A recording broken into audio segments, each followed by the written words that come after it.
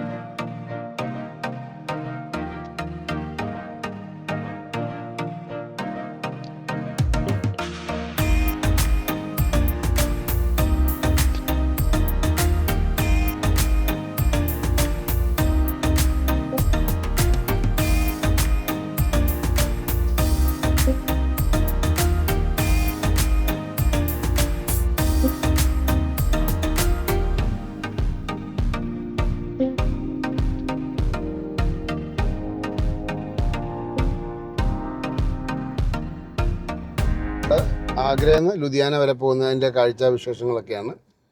അപ്പം എല്ലാവരും സബ്സ്ക്രൈബ് ചെയ്യാത്തവരെല്ലാവരും ചാനലൊന്ന് സബ്സ്ക്രൈബ് ചെയ്ത് കൂടെ നിൽക്കുക.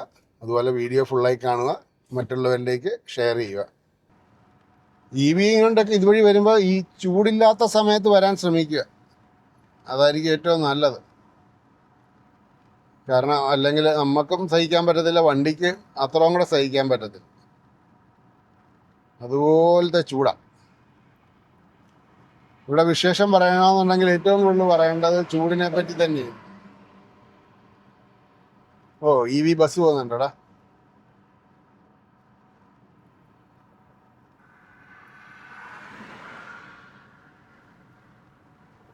കഴിഞ്ഞ 2024 ഞങ്ങൾ ഈ വഴി സഞ്ചരിക്കുമ്പോൾ ഒരു EV പോലും കാണാനില്ലായിരുന്നു റോഡിൽ.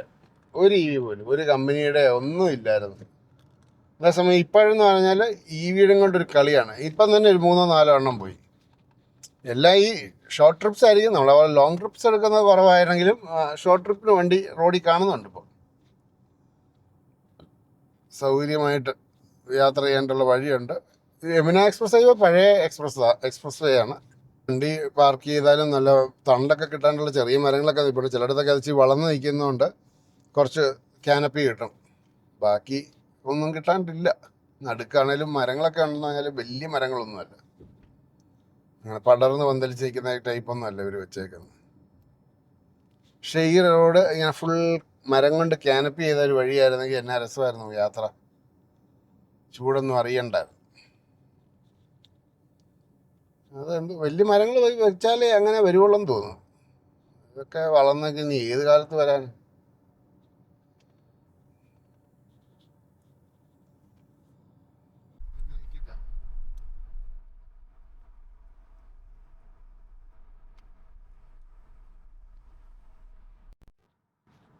എല്ലാ മറ്റേ ടോൾ പ്ലാസയുടെ അടുത്ത് ഇതുപോലെ ഒരു ഫുഡ് കോർട്ട് ഉണ്ട്. പക്ഷെ ഇവിടെ ഒന്നും ഒരു ചാർജിങ് സ്റ്റേഷൻ വെച്ചിട്ടില്ല. എന്തുകൊണ്ടാണെന്നുള്ളത് അറിയത്തില്ല, നേരത്തെ ഇല്ല. ഇവിടെയൊക്കെ ചാർജിങ് സ്റ്റേഷൻ വെക്കുവാണെങ്കിൽ കുറച്ചും കൂടെ സൗകര്യമാണ്. കാരണം അവിടെയൊക്കെ ഒരു മരത്തണലെങ്കിലും ഉണ്ട്. ഈ നമ്മുടെ ഈ യാത്രയിൽ ഏറ്റവും നമ്മൾ അനുഭവിക്കുന്നത് ചൂട് ഭയങ്കര പ്രശ്നമാണ്. 44, 45, 48 അങ്ങ് പോവുക. ഇപ്പം നമ്മൾ അവിടുന്ന് ഹോട്ടലിൽ നിന്ന് ഇറങ്ങിയത്, നമ്മൾ കോട്ടയാട് മാരിയറ്റിൽ നിന്ന് ഇറങ്ങിയിട്ട് 100% നമ്മൾ വണ്ടി എടുത്തുകൊണ്ട് ഇറങ്ങിയത്. കുറേ ദൂരം AC ഇട്ടു. AC ഇട്ട് കഴിയുമ്പം ഫാൻ കിടന്ന് കാറുന്ന ഒച്ച കേട്ടാൽ പേടിച്ചിട്ട് പിന്നെ AC ഓഫാക്കും. സഹിക്കാൻ പറ്റാതാകുമ്പം വീണ്ടും AC ഓണാക്കും. കാരണം ഇത്രയും ദൂരം പോകേണ്ടതല്ലേ, എന്തെങ്കിലും കംപ്ലൈൻറ്റ് വന്നാലോ എന്നുള്ള പേടിയുണ്ടോ. കാരണം വെച്ചാൽ അത്രയും പവറായിട്ടാണ് ഇത് കറങ്ങുന്നത് AC യുടെ ഫാൻ. ഈ വണ്ടി കൂളിംഗ് ഒക്കെ കറക്റ്റായിട്ട് തരുന്നുണ്ട്, നമുക്കകത്തൊരു ബുദ്ധിമുട്ടും ഉണ്ടാക്കുന്നില്ല. പക്ഷേ വണ്ടിയുടെ കറങ്ങുന്ന ഒച്ച കേൾക്കുമ്പോൾ നമുക്കൊരു പേടിയാണ്. അത് ശ്രദ്ധിക്കാതെ ഓടിക്കാനോട്ട് അറിയത്തുമില്ല, അതാണ് കുഴപ്പം. ഈ നേരത്തെ ആദ്യത്തെ പ്രാവശ്യമൊക്കെ ഞങ്ങൾ ഈ യമുന എക്സ്പ്രസ് ഹൈവേ ഫുള്ളായിട്ട് ചാർജ് ചെയ്യാതെയാണ് ഓടിച്ചേക്കുന്നത്. ഒറ്റ ചാർജിങ്ങിൽ ഞങ്ങൾ അപ്പുറത്ത് പോയി ചാർജ് ചെയ്യുമായിരുന്നു. പക്ഷേ ഈ പ്രാവശ്യം എനിക്ക് അതിനുള്ളൊരു കോൺഫിഡൻറ്റ് ഇല്ല. കാരണം ഈ ചൂടുള്ളതുകൊണ്ട് നമ്മൾ ഇടയ്ക്ക് AC ഇടുന്നതുകൊണ്ടേ മൈലേജ് കാണിക്കുന്നുണ്ട്. മൈലേജിനൊന്നും കുറവില്ല, മൈലേജൊക്കെ കറക്റ്റായിട്ട് കിട്ടുന്നതൊക്കെ ഉണ്ട്. ഇനിയിപ്പോൾ എവിടെയെങ്കിലും ഒരു ചാർജിങ് സ്റ്റേഷൻ ഇപ്പോൾ കണ്ടിട്ടുണ്ട്. ഇനിയിപ്പോൾ ഏകദേശം 78 കിലോമീറ്റർ കൂടെ ഉണ്ട് ആ ചാർജിങ് സ്റ്റേഷൻ. അപ്പോൾ അവിടെ ഇറങ്ങുന്നതിന് മുമ്പ് ഒന്നും കൂടെ നോക്കണം അടുത്ത ലൊക്കേഷൻ എവിടെയാണ്, എന്തോരം ദൂരം ഉണ്ടെന്നുള്ളത്. അതും കൂടെ നോക്കിയിട്ട് വേണം ഇവിടുന്ന് ഇറങ്ങാൻ. പിന്നെ മിക്ക ദിവസങ്ങളിലും ഞങ്ങൾ കിടപ്പൊക്കെ കണക്കായിരുന്നു. മിക്കവാറും ഹോട്ടലിൽ ചെല്ലുമ്പോഴത്തേന് രാത്രി 2 മണി 12:30 കഴിയും. അപ്പോൾ അതുകൊണ്ട് മടുത്ത് വരുന്നുണ്ട്, പല ഹോട്ടലുകളും ഇടാൻ പറ്റിയിട്ടില്ല. അപ്പോൾ ഇതുപോലെ ആൾക്കാർ സജഷൻസ്, കഴിഞ്ഞ വീഡിയോയിലൊക്കെ ആൾക്കാർ സജഷൻ എന്ന് പറയുന്നത് ഞങ്ങൾക്ക് നല്ല സന്തോഷമുള്ള കാര്യമാണ്. കാരണം നമ്മൾക്ക് അങ്ങനെയല്ലേ, ഓരോരുത്തർ പറഞ്ഞല്ലേ നമ്മൾ റിഫോംഡായിട്ട് വരുന്നു. ഇഷ്ടംപോലെ വണ്ടികളുണ്ട്. EV ആണെങ്കിലും ഇപ്പോൾ ഒത്തിരി കാണുന്നുണ്ട്. ഞങ്ങൾ ആഗ്രയിൽ താമസിച്ചിടത്തുനിന്ന് ഒരു 168 കിലോമീറ്ററോളം വന്നു കഴിഞ്ഞപ്പോൾ ഞാൻ ചാർജ് ചെയ്തു. 30% ബാലൻസ് ഉണ്ടായിരുന്നു. ഇനി ഒരു 97 കിലോമീറ്ററും കൂടെ ഓടുന്നതായിട്ടാണ് കാണിക്കുന്നത്. അപ്പം പിന്നെ ചാർജ് ചെയ്തിട്ട് പോകാമെന്ന് വെച്ചു. ഭയങ്കര ചൂടായിരുന്നു. ഒരുപാട് സമയം AC ഇട്ടും കുറച്ച് സമയം, കുറച്ച് പപ്പാതി 2 AC ഇട്ടും AC ഇടാതെ ഓടിച്ചാണ് ഇവിടെ എത്തിയത്. എനിക്കൊന്ന് AC ഇടാതെ അങ്ങ് പോകാൻ പറ്റുമായിരുന്നെങ്കിൽ ചിലപ്പോൾ അങ്ങേയറ്റം വരെ എത്തിയാൽ. പക്ഷെ ഇത് ഇനിയൊരു 20 കിലോമീറ്ററും കൂടെ ഉണ്ട് മുമ്പോട്ട്. അപ്പം പിന്നെ റിസ്ക് എടുക്കണ്ടല്ലോ എന്ന് ഓർത്തിട്ട് ഇവിടെ ഒരു ടാറ്റ പവറിൻ്റെ ഒരു ചാർജിങ് സ്റ്റേഷനുണ്ട്. ഡ്യുവൽ ഗണ്ണാണ്. നമ്മുടെ ഐശ്വര്യം കൊണ്ടാണോ എന്നറിയത്തില്ല, കുത്തി ഒരു 5% കയറിയപ്പം കറണ്ട് പോയി.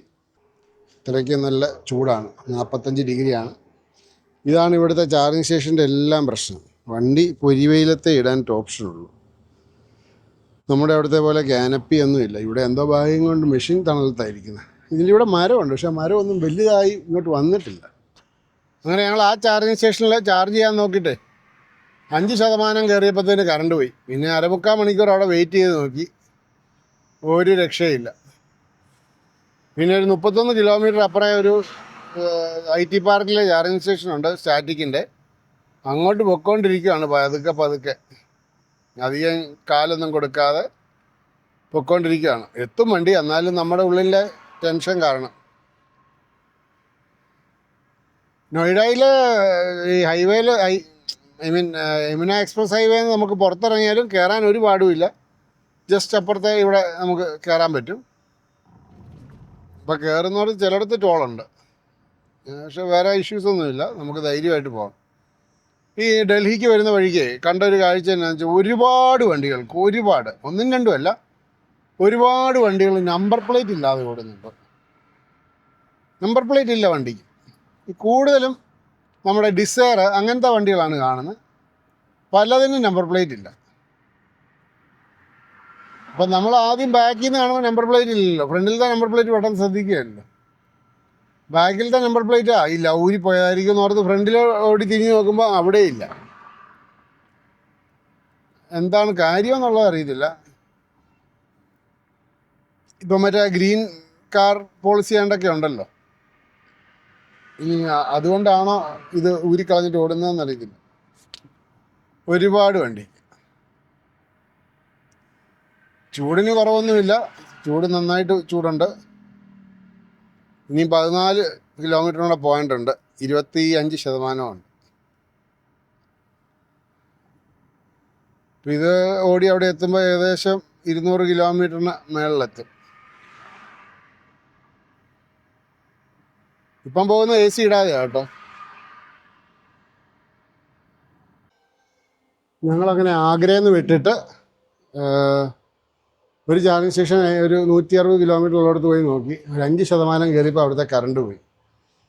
അത് കഴിഞ്ഞിട്ട് പിന്നെ നോയിഡയ്ക്കുള്ള വഴിയിൽ കുറച്ച് ഇങ്ങോട്ട് വന്നു. പിന്നെ ഒരു മൊത്തത്തിലൊരു 200 കിലോമീറ്റർ അവിടെ ഒരു സ്റ്റാറ്റിക്കിൻ്റെ ചാർജറുണ്ട്. 2 ഗണ്ണുണ്ട്, ഇതിനകത്ത് ഒരു ഗൺ കംപ്ലൈൻറ്റാണ്. ഒരു കണ്ണാൽ ഒരു വണ്ടി ചാർജ് ചെയ്തുകൊണ്ടിരിക്കുക. ഇനി ആ വണ്ടി ചാർജ് ചെയ്ത് കഴിഞ്ഞിട്ട് വേണം നമുക്ക് നമ്മുടെ വണ്ടി ഒന്ന് ചാർജ് ചെയ്യാം. നമുക്ക് ഇനി ഒരു ചാർജിങ്ങും കൂടെ ചെയ്താലേ നമുക്ക് ലുധിയാനയിൽ എത്തുള്ളൂ. ഇതിൻ്റെ പാർക്കിങ്ങിൻ്റെ അണ്ടർഗ്രൗണ്ടിലാണ്. അവാന്ത IT പാർക്ക് എന്ന് പറഞ്ഞ് IT പാർക്കിൻ്റെ അടിയിലാണ്. ഇപ്പോഴാണ് ചൂടിനൊരു ആശ്വാസമായത്. IT പാർക്കിൻ്റെ അടിവശത്ത് വന്നപ്പോൾ വണ്ടിക്കും സന്തോഷമായി, നമുക്ക് സന്തോഷമായി. കാരണം ഈ ചാർജ് ചെയ്ത് ഒരിടത്ത് പോലും കേരളം കഴിഞ്ഞിട്ട് ഒരു കവറിങ് ഉള്ളൊരു സ്ഥലം പോലും കണ്ടു.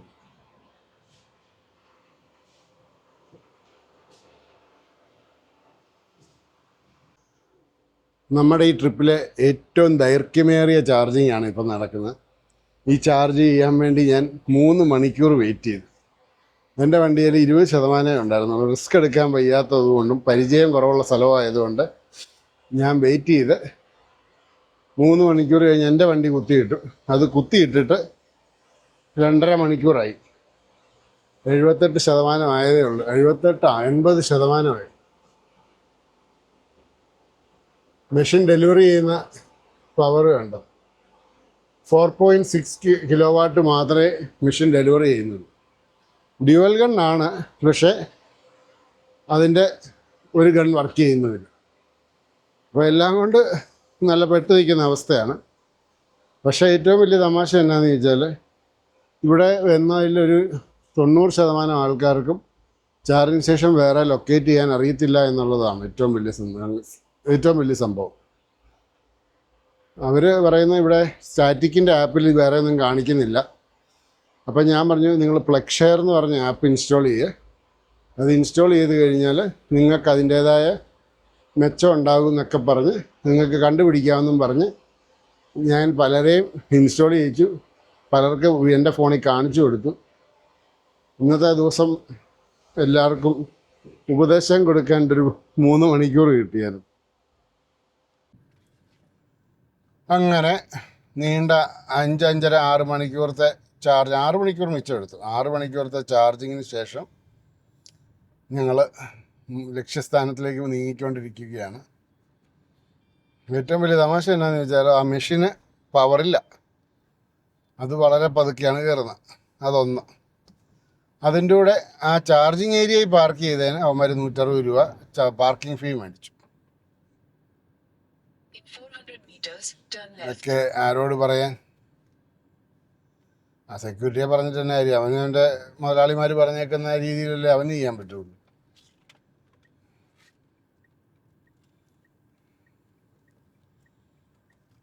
അപ്പം ഡൽഹിയിൽ അവാന്ത IT പാർക്കിൽ ചാർജ് ചെയ്യാൻ വരുന്നവർ ചാർജ് ചെയ്യുമ്പോൾ വണ്ടി ഉണ്ടെങ്കിൽ തിരിച്ചെടുത്ത് പുറത്ത് കണ്ടിട്ടോ, അല്ലെങ്കിൽ പാർക്കിംഗ് ഫീ മേടിക്കും. നമുക്കറിയാവുന്ന ഹിന്ദി ഇംഗ്ലീഷും എല്ലാം വെച്ച് അവനോട് വഴക്കുണ്ടാക്കിയിട്ട് പോകുന്നു. പൈസ കൊടുത്തു.